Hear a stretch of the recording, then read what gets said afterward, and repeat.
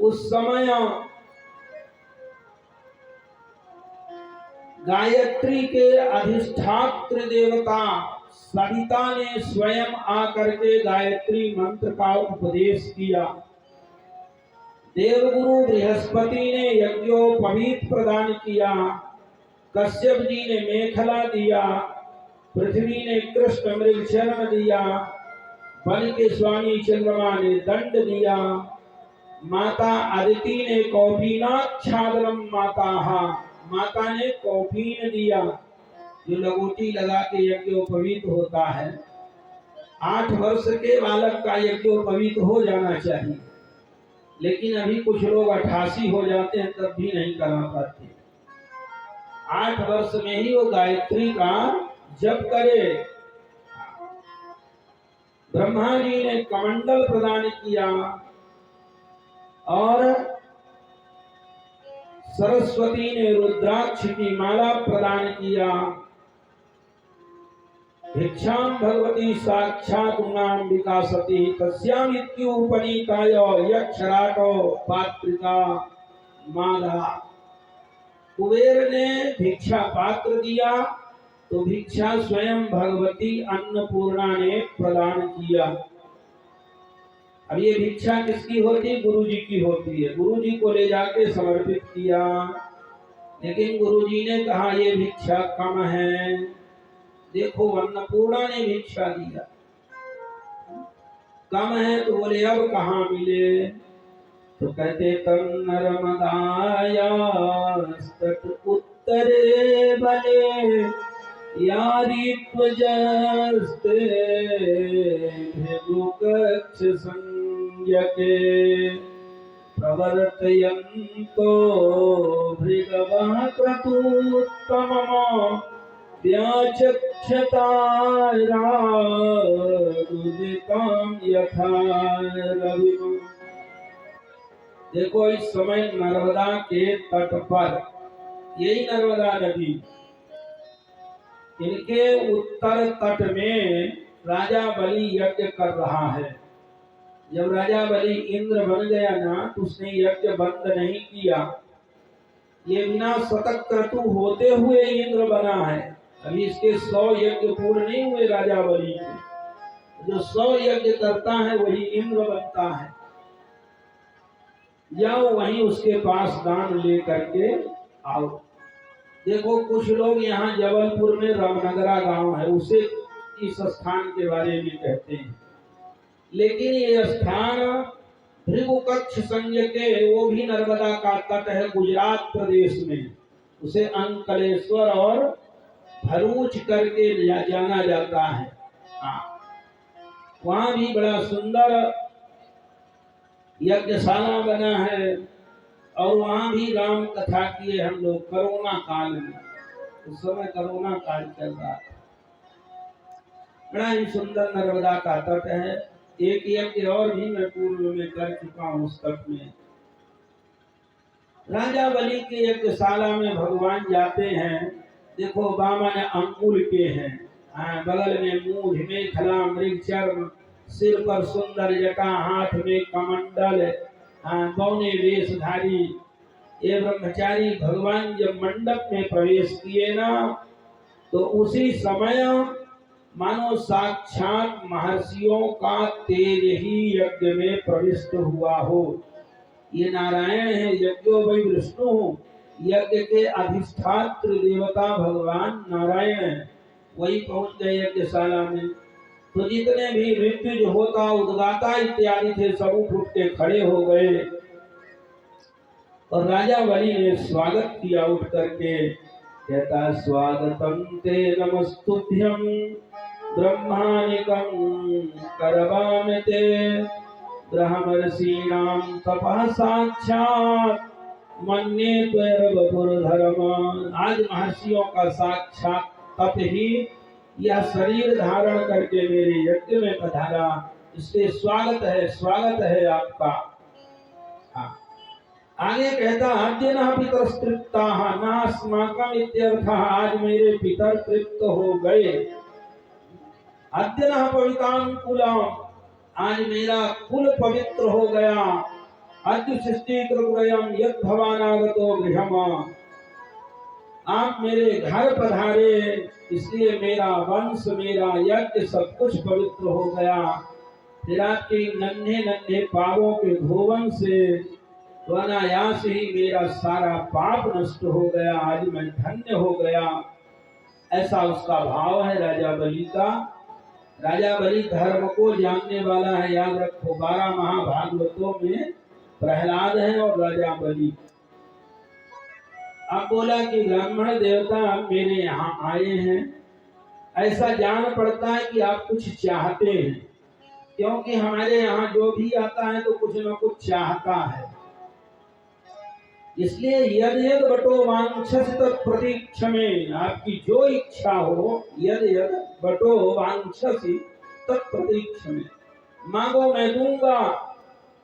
गाम कांचनम गुणवत्ताम वृष्टाम, गाय दे दूं, सोना दे दूं, सामग्रियों से सुसज्जित घर दे दूं, पवित्र अन्न दे दूं, पीने की वस्तु दे दूं, अथवा तथान्न पेया मुत वा विप्र कन्या, कोई ब्राह्मण कन्या खोज करके आपका ब्याह करा दूं। आप बामन अंगुल के हैं, ऐसी खोज के ले आऊंगा तो करा दूंगा, बढ़िया जोड़ी रहे। भगवान ने कहा विवाह करा दोगे तो खर्चा भी लगेगा ना।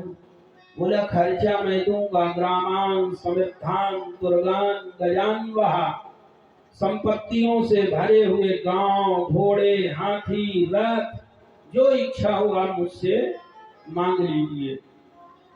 भगवान ने कहा सब दे सकते हो, मान लो एक आध बच्चा मर गया तो रोएगा कौन?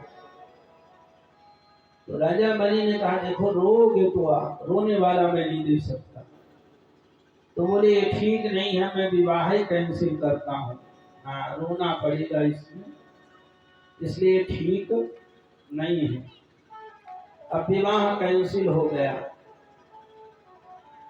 भगवान आगे कहते हैं कि बचस तवैत जन देव सोमृतम कुलोचितम धर्मयुतम यशस्करम।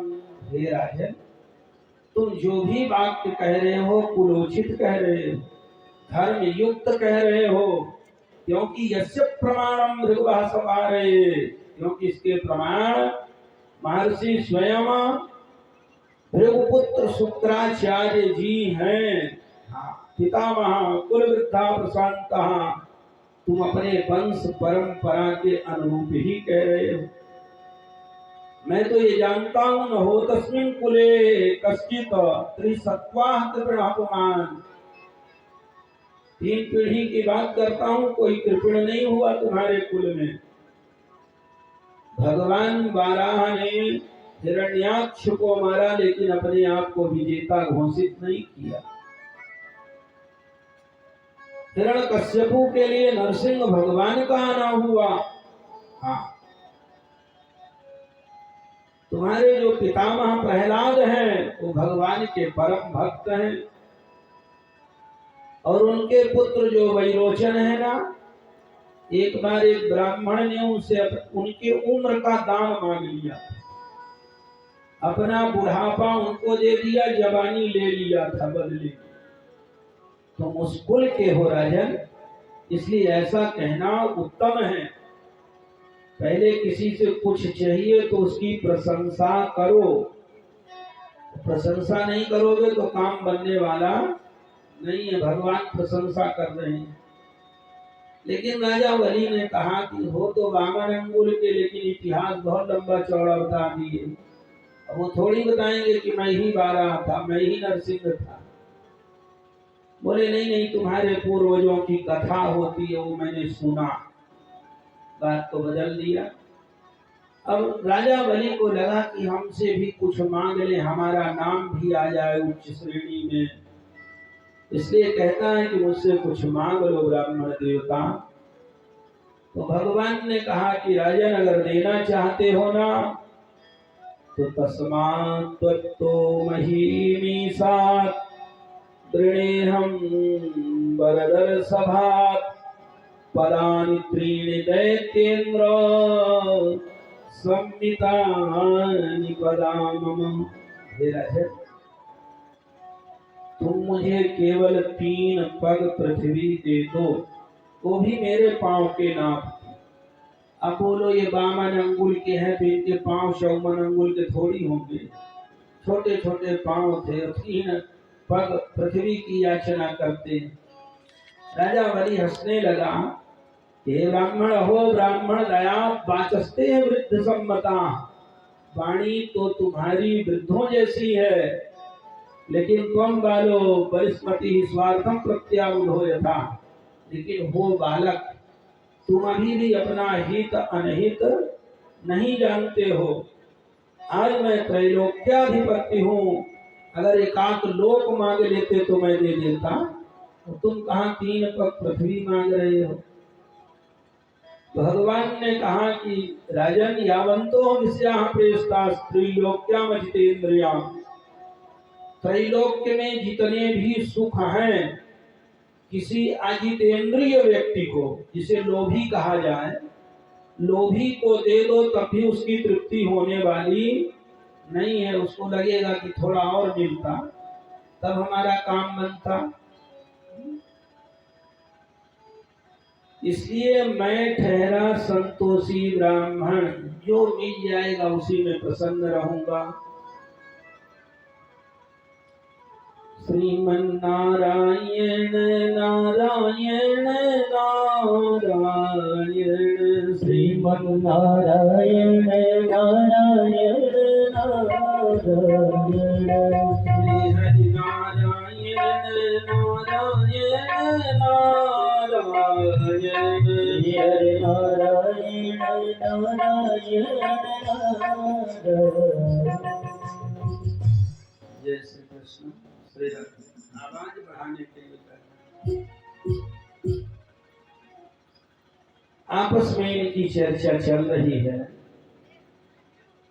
तब से शुक्राचार्य जी आ गए और शुक्राचार्य जी ने कहा कि राजन, तुम जानते हो ये कौन है? बोले हाँ, ये वामन है।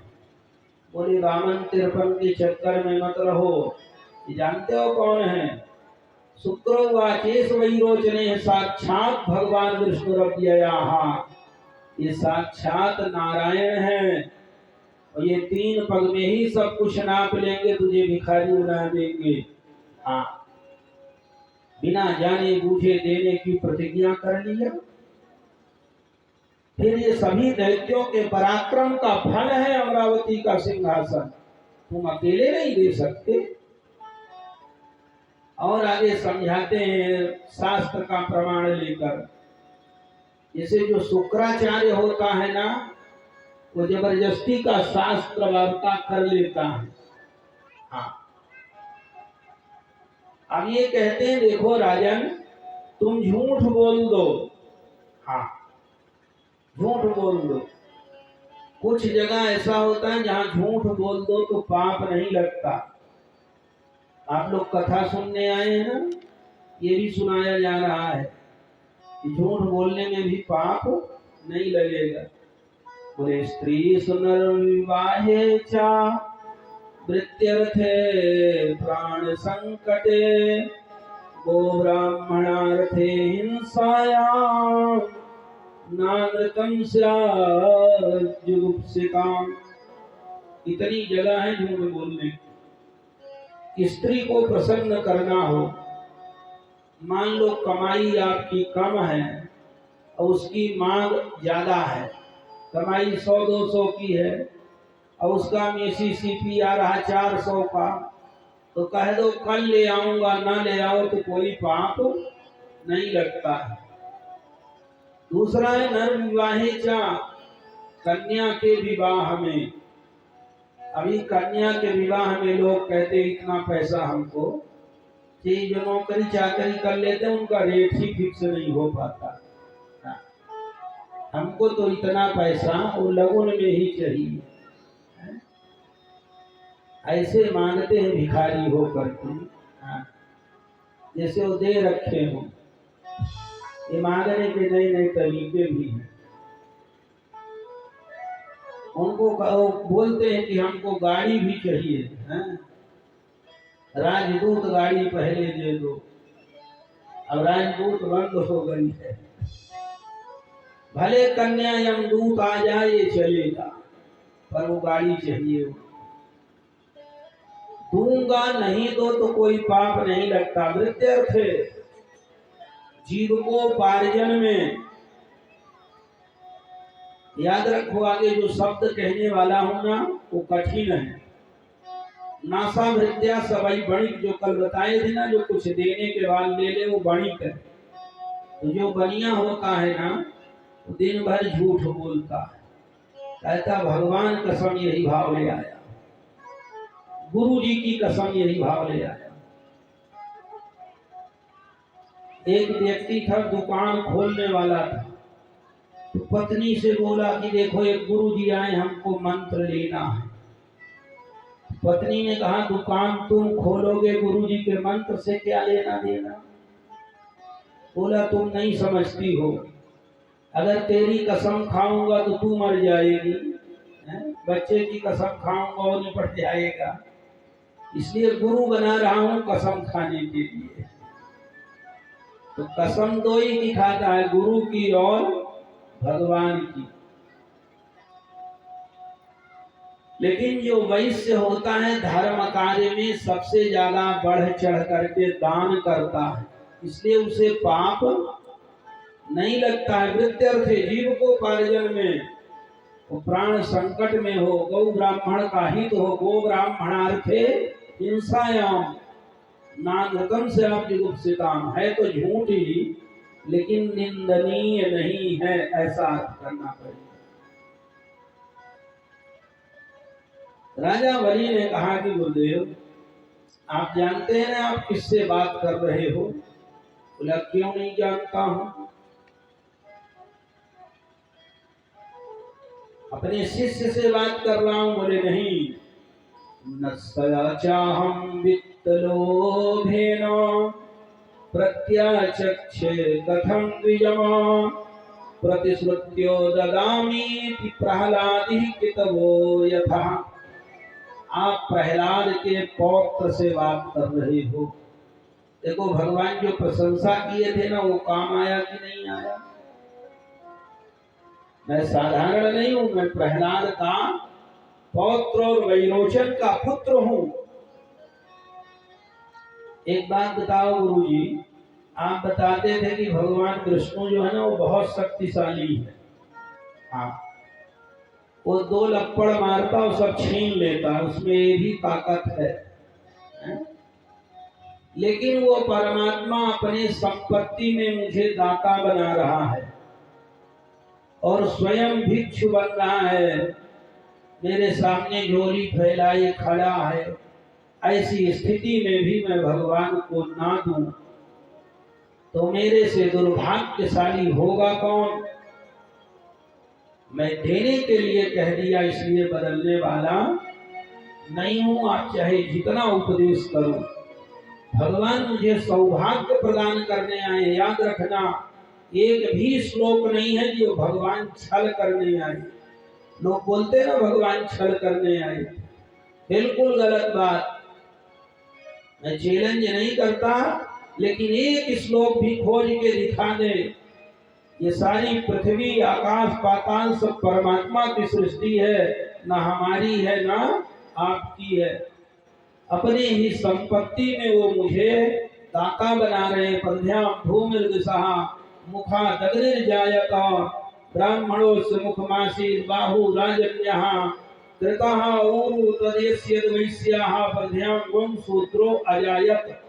यजुर्वेद का प्रमाण है कि सारी सृष्टि परमात्मा ने बनाई और अपने में ही वो मुझे दाता बना रहा है। तो फिर ऐसे में ना दूं तो मेरे से दुर्भाग्यशाली कौन होगा।